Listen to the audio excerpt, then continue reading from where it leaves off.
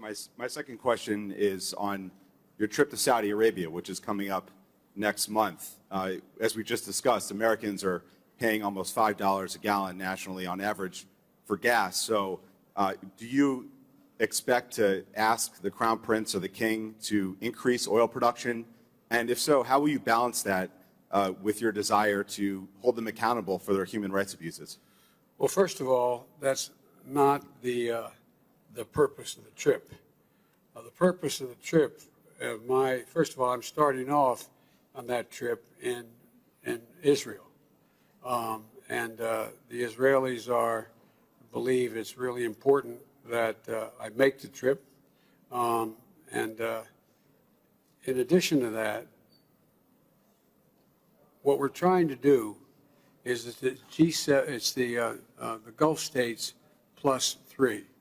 And so I'm sure that it's in Saudi Arabia, but it's not about Saudi Arabia.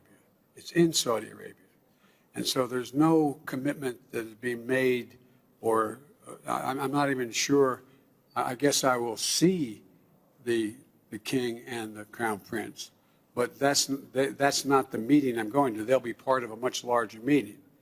And what we're talking about in dealing with that trip is that before I go, I'm, as I said, going to Israel to meet with the Israeli leaders to affirm the unbreakable bond Israel and the United States have. And part of the purpose is the trip to the Middle East is to deepen Israel's integration into the region, which I think we're going to be able to do, and which is good for peace and good for Israeli security. And that's why Israel leaders have come out so strongly for my going to Saudi. But the overall piece here is we're also going to try to reduce the deaths and the war that's occurring. I mean, there's a whole range of things that go well beyond anything having to do with Saudi in particular. But if you were to see the Crown Prince or the King, would you ask them to increase oil production? No, I'm not going to ask. I'm going to ask, all the Gulf states are meeting. I've indicated to them that I thought they should be increasing oil production generically, not to the Saudis particularly.